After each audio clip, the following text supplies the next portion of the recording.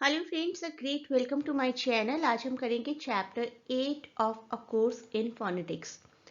Videos थोड़े से slow आ रहे हैं आजकल and I am getting comments about that, लेकिन बहुत सी और लाइव क्लासेस चल रही हैं, बहुत सी यूनिवर्सिटीज़ के एग्ज़ाम्स चल रहे हैं जिनके बैचेस हैं और बहुत ही बिजी शेड्यूल है।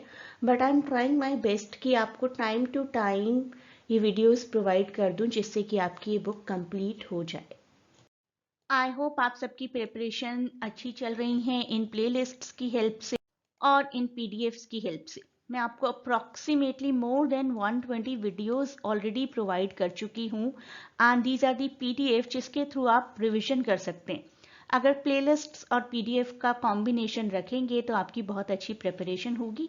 पीडीएफ के लिए you can inquire at this Telegram link, the same link I provide in description too. अभी हम करेंगे सोर्स फिल्टर थियरी, थोड़ा सा मैथ्स यूज होगा तो कंसंट्रेशन के साथ देखिए आज के वीडियो को।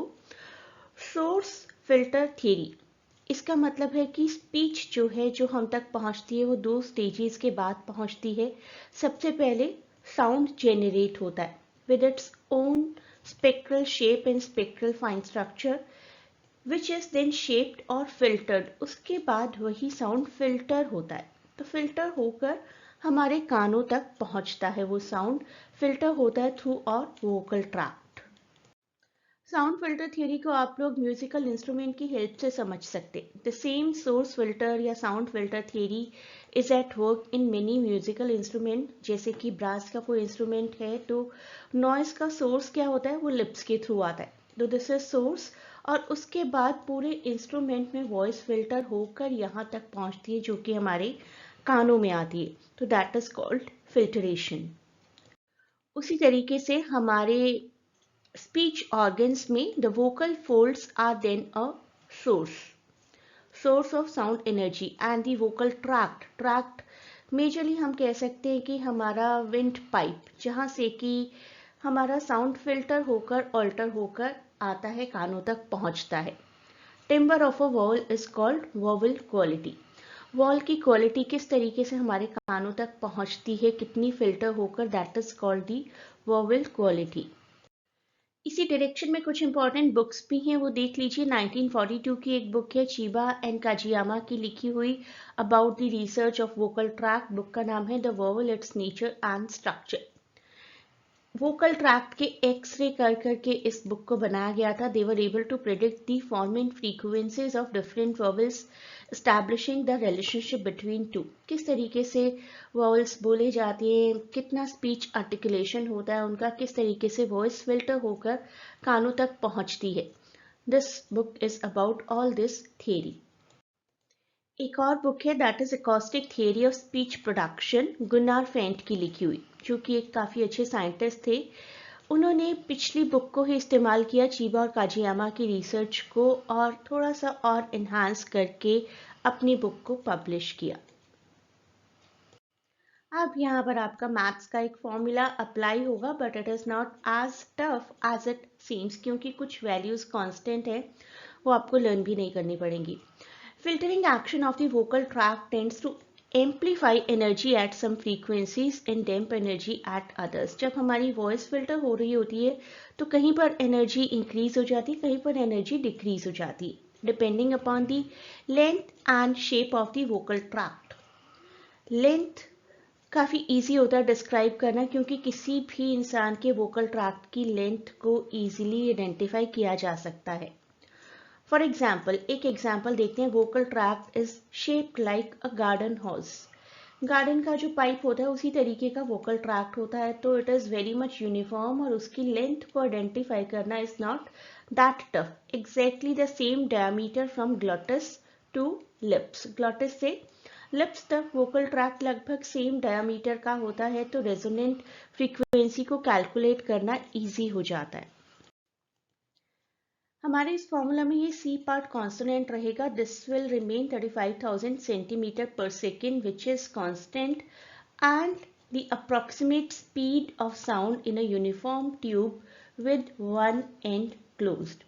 इसी तरीके की शेप सभी के ग्लॉटिस की होती है and this value will remain constant. तो यहाँ पर आपको लर्न करने की ज़्यादा ज़रूरत नहीं है, इट विल रिमेन 35,000 ऑलवेज।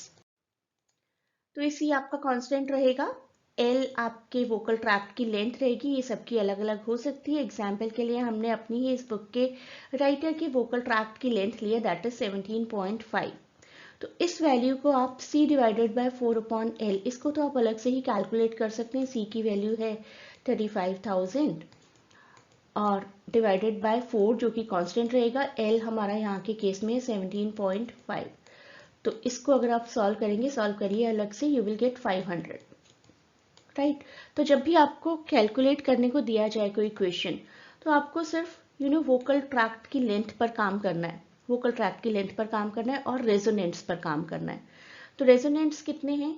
अगर सिंगल रेजोनेंट है हमारा तो इट विल बी 2 into 1। एक ही रेजोनेंट है, -1 इंटू 500। 500 इसलिए क्योंकि हमने इस पार्ट को पहले ही सॉल्व कर लिया है। C divided by 4L। तो जितने भी रेजोनेंट होंगे बस आपको यहाँ पर अब वैल्यू पुट करनी है। तो इट विल बी 2 into 1 - 1, यानी कि इसको सॉल्व करके आएगा 1 into 500। तो यहाँ पर हमारा आंसर आ गया 500। अगर सेकेंड रेजोनेंट है तो n की जगह हम 2 पुट कर देंगे, इट विल बी 2 into 2 यानी कि 4 -1 इंटू 500। तो यहाँ पर हमारा आंसर आएगा 1500। इसी तरीके से अगर 3 पुट करके कैलकुलेट करेंगे तो हमारा आंसर आएगा 2500। तो आई होप अब आप लोग ऐसी कोई कैलकुलेशन कर पाएंगे, प्रोवाइडेड कि आपको वोकल ट्रैक्ट की लेंथ गिवन है। वीडियो के एंड में आपके लिए एक न्यूमेरिकल है based upon the same formula.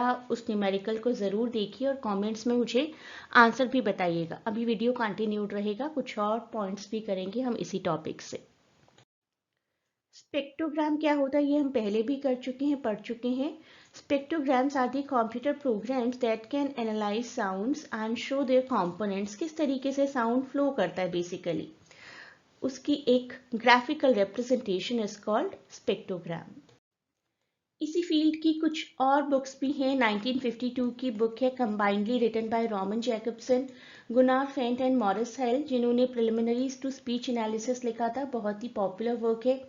One more, this little book was followed in 1960 by Fant, Acoustic Theory of Speech Production। Gunnar Fant की बुक है which has remained the major theoretical foundation। और इसके बाद हम बात करेंगे Kenneth N Steven की, जिन्होंने Acoustic Phonetics लिखा, और हमारी यही book A Course in Phonetics। अब आपके लिए question, using this formula calculate the first resonance of a vocal tract 14 centimetre. 14 centimetre is the length. इस फॉर्मूला को अप्लाई करिए जिस तरीके से वीडियो में बताया गया है। One more question for you. The vowels found in words such as tone, take, might, shout, toil। एक बार फिर से देखिए, tone, take, might, shout, toil। इन वर्ड्स को आप किस कैटेगरी में रखेंगे? प्योर वॉवल्स, कार्डिनल वॉवल्स, फॉर्मेंट्स और डेप्थोंग्स। अब देखते हैं कहीं मुश्किल टॉपिक्स करते करते आप लोग शुरुआत के कुछ इजी टॉपिक्स को भूल तो नहीं गए। टाइम टू टाइम हम लोग प्रैक्टिस करते रहेंगे। इस क्वेश्चन को आंसर करिए। The number of pure vowels is 9, 10, 11 और 12। Please give me answer in comments. इन सभी क्वेश्चंस के आंसर्स मुझे लिखकर दिखाइए कमेंट्स में। I will check whether right और रॉन्ग। इसके अलावा आप PDF भी ले सकते हैं, PDF 1 और 530 important explained questions, MCQ format में है ये।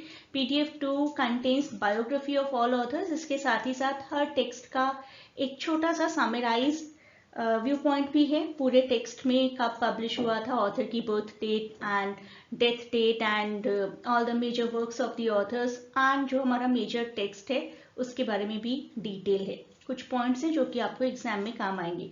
PDF 3 important events of the history of literature. ये 3 PDF हैं जो पूरा कोर्स एक बार कवर करने के बाद आपकी रिविजन में बहुत काम आएंगी।